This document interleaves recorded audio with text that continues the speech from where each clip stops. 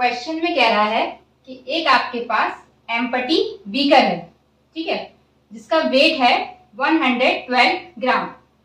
Beaker जैसे आपको यहाँ पर कोई कंटेनर समझ लीजिए। अब बीकर कहाँ से लेके आऊंगा आप लोग के लिए, ठीक।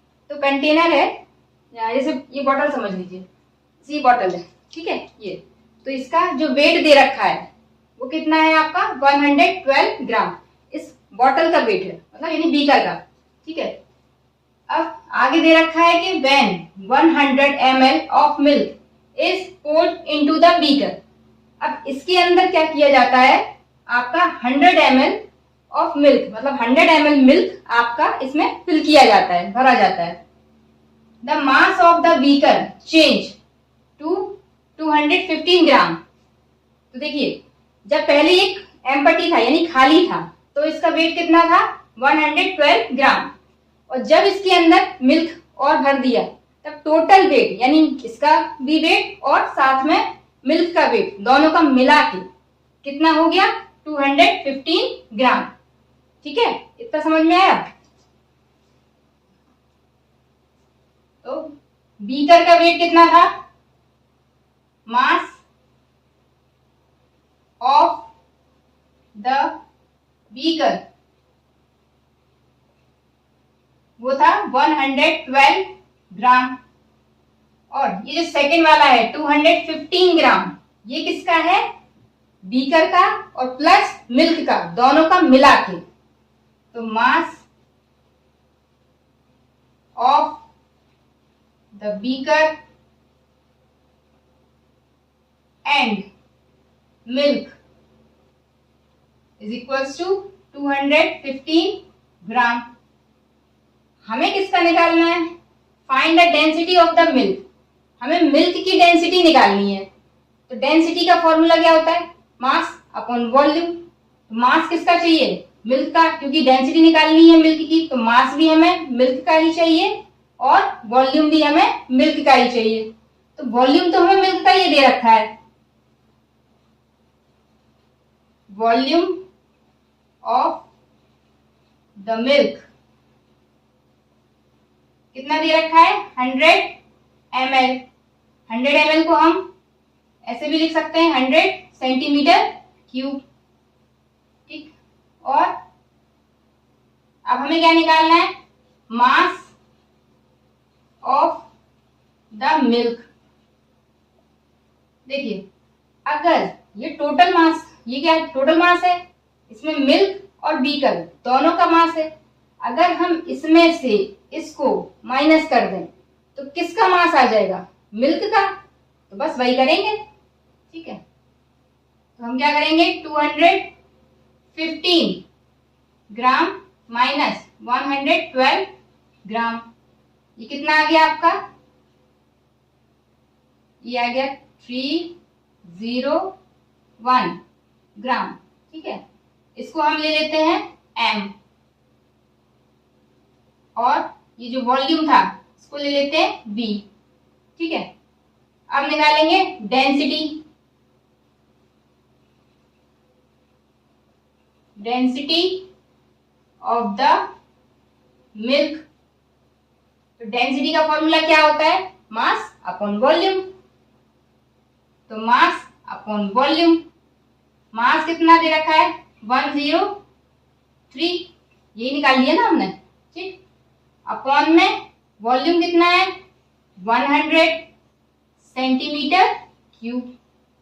अब आप इससे डिवाइड करोगे तो ये कितना आ जाएगा, ये आ जाएगा आपका 1.03 ग्राम पर सेंटीमीटर क्यूब। ये क्या आ गई आपकी डेंसिटी, किसकी डेंसिटी, मिल्क की डेंसिटी आ गई, ठीक है। एग्जाम्पल नंबर 10 में आपसे कह रहा है कि एम्पटी डेंसिटी बॉटल है। अभी जैसा पहले, इससे पहले वाले क्वेश्चन में हमने देखा था, सिमिलर वैसा ही है। उसमें बीकर था, अब इसमें बॉटल आ गई है, ठीक। तो कह रहे हैं उसकी जो कैपेसिटी है, उस बॉटल की जो कैपेसिटी है वो कितनी है 50 ml, यानी कि हमें क्या मिल गया, वॉल्यूम। वॉल्यूम कितना है 50 ml। इसको आप कैसे लिख सकते हो, 50 सेंटीमीटर क्यूब। ठीक है, तो हमें क्या मिल गया, वॉल्यूम मिल गया। आगे कह रहा है आपसे जिसका वेट है, जिसका एम्पटी बॉटल का कितना वेट दे रखा है, 27 ग्राम। एंड फिर उसको क्या कहते, यानी कि आपको एक M1 ले लीजिए। M1 क्या है, या ऐसे लिख लीजिए, मास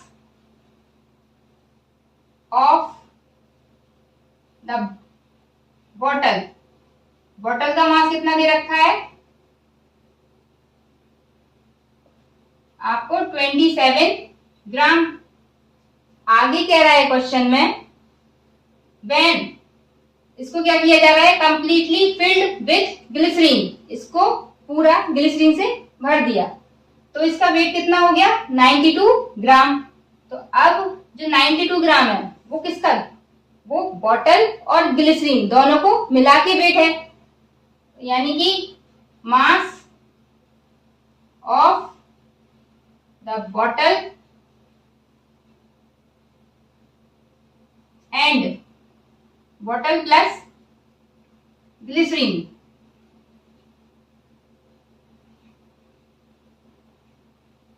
इसको हम नाम दे रहे हैं M2।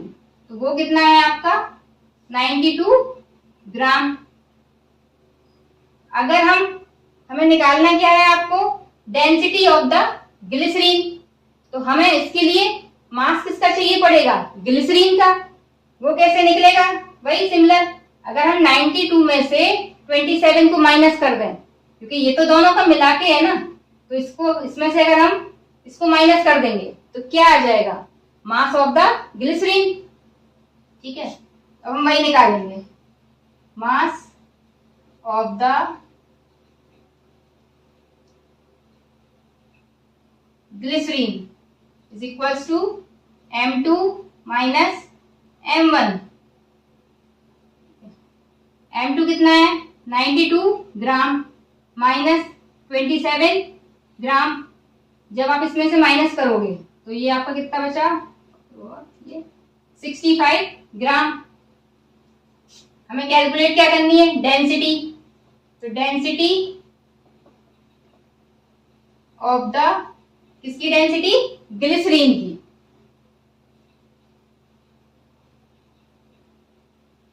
ग्लिसरीन क्या होगी, मास अपॉन वॉल्यूम। ठीक है, मास कितना दे रखा है हमें, मास ये निकल आया हमारा मास 65 ग्राम। इसको हम कैपिटल M से यहां लिख देते हैं, ये क्या है आपका, कैपिटल M। तो मास कितना है, 65 ग्राम। वॉल्यूम कितना दे रखा है, 50 सेंटीमीटर क्यूब। 50 centimetre cube.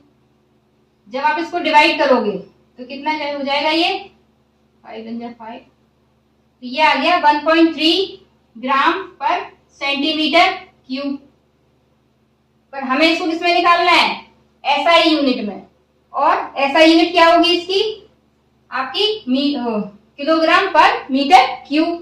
तो इसको किसमें कन्वर्ट करना पड़ेगा हमें, डेंसिटी 1.3, इसमें हम क्या करेंगे, 1000 का मल्टीप्लाई कर दें तो ये किसमें कन्वर्ट हो जाएगा, ग्राम किलोग्राम में और सेंटीमीटर मीटर क्यूब में। ठीक है, तो आंसर क्या आ गया आपका, 1300 केजी पर मीटर क्यूब।